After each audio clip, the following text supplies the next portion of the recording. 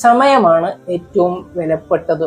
സമയത്തെ ഉപയോഗപ്പെടുത്തി വേണം നമ്മളെ ജീവിതത്തിൽ വിജയിക്കാൻ.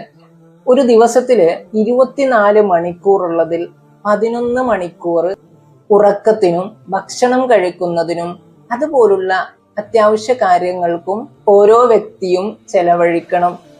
ബാക്കിയുള്ള 13 മണിക്കൂർ എങ്ങനെ ഉപയോഗപ്പെടുത്തുന്നു എന്നതിനെ ആശ്രയിച്ചായിരിക്കും അവന്റെ വിജയം.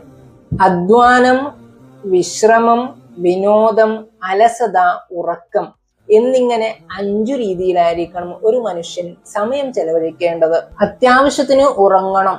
ഉറക്കം യാതൊരു കാരണവശാലും 8 മണിക്കൂറിൽ കൂടുതലാകരുത്. കുറക്കുന്നതിനൊന്നും വിരോധമില്ല. പലരും എത്രയോ സമയം അലസമായി കഴിയാറുണ്ട്.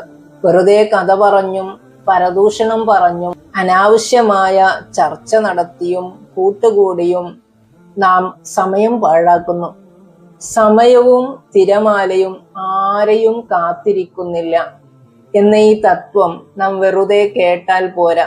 ഈ തത്വത്തിന്റെ മൂല്യം ഉൾക്കൊള്ളുക തന്നെ വേണം.